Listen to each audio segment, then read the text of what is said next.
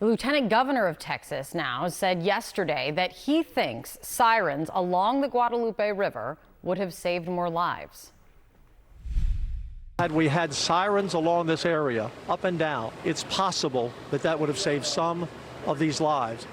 Then there's the Senate Democratic leader Chuck Schumer, who is now calling for an investigation into whether staffing shortages at the National Weather Service may have contributed to deaths as the tragedy unfolded.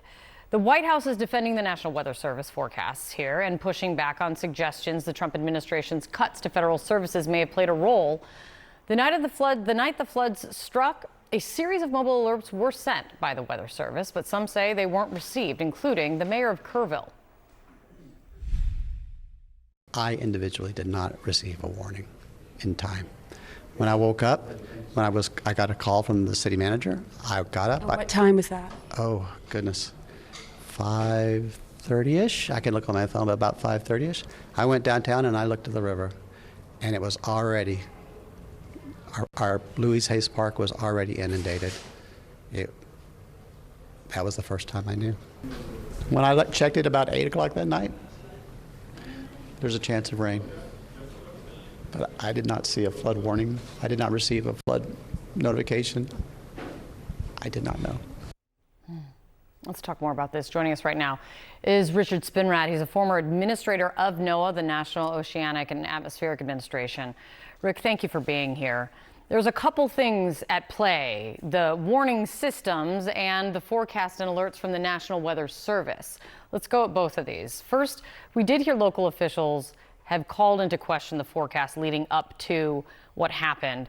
The Texas Division of Emergency Management chief said the forecast did not predict the amount of rain that we saw. The city manager of Kerrville had said that the storm dumped more rain than what was forecast. From what you see, Rick, do you think the forecast was off, or that the Weather Service didn't raise enough alarm or alert in time?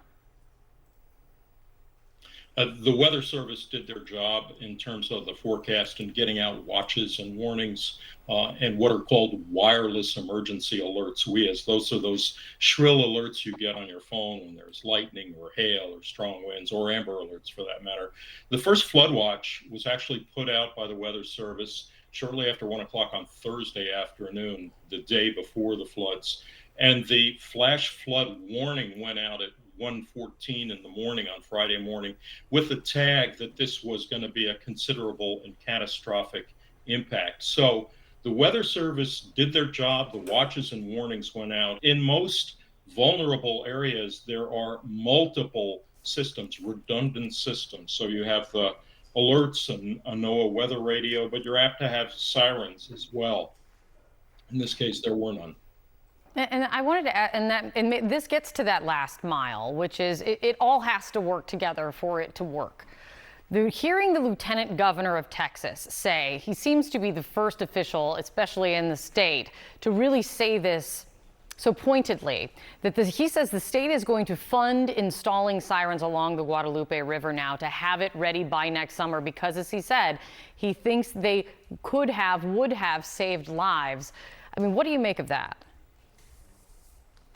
Well, think of the comparison to something like the areas in the Midwest that are prone to tornadoes. And in the same sort of situation, many of those towns, they'll get their tornado warnings, they'll get those emergency alerts, and they will also have sirens in the local communities. So in that case, the sort of belt and suspenders approach to making sure you've got redundant warning systems works very well. I think they're well advised to look into redundant systems and actually nail down exactly where the disconnect with respect to what were excellent forecasts and timely watches and warnings were not acted upon.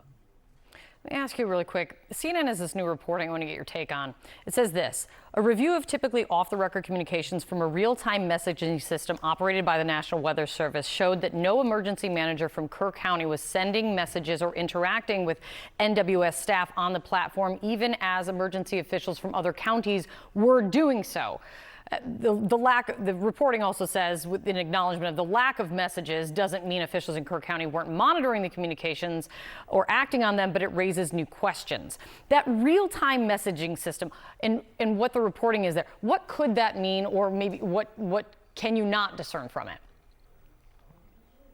So the important thing to realize is during emergency, there's a lot of active communication between the local weather forecast offices, in this case in San Angelo, as well as Austin, San Antonio, and the local and federal emergency managers. One of the problematic issues here, which is going to have to be assessed, is the lack of a warning coordination meteorologist, a critical position in the Austin, San Antonio weather forecast office, suggests perhaps that part of the reason for the inability of emergency managers to communicate with the weather forecast office through the systems you alluded to may be attributable to the fact that there was nobody in that position. The individual who had that position took one of the retirements that the administration had offered up a couple of months ago. Rick, this is important real quick, because from your level of expertise, do you think, and yes, analysis after action all needs to occur, a review, do you think these cuts to the federal workforce, you could see there being a direct line to this tragedy?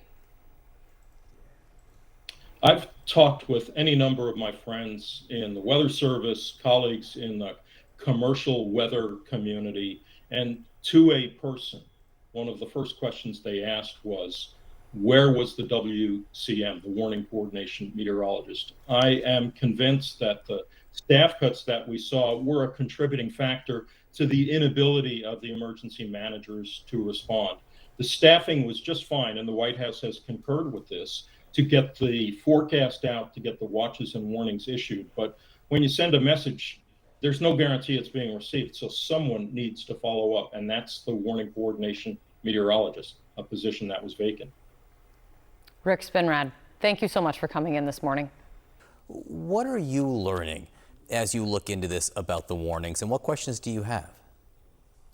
We're still trying to untangle all of this. And John, the truth is, I think it's early to possibly assign blame or the blame on a freak weather event. There are many questions still on the ground here in Texas.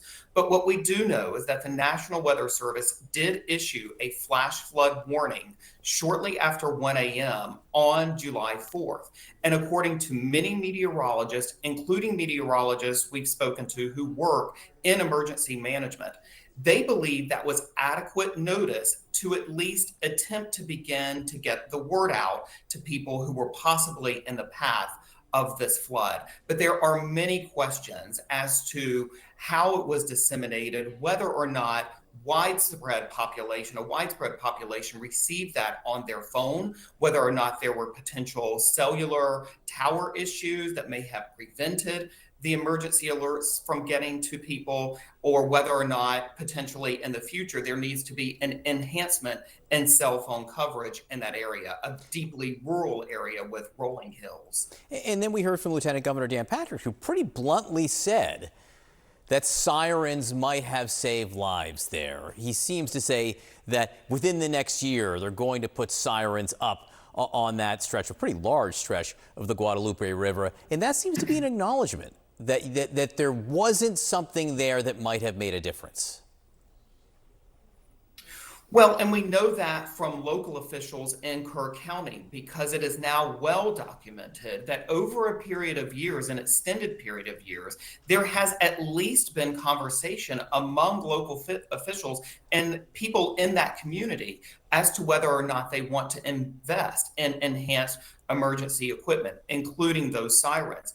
It has not been supported in the past, at least not resoundingly enough to push it to fruition.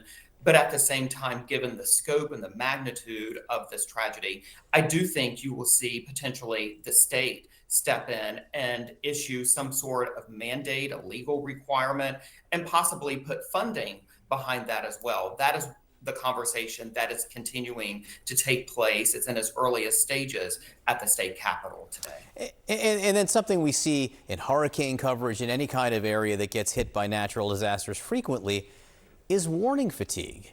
And we definitely heard it from people that we've spoken to in Texas. They get warnings about floods on their phone from time to time.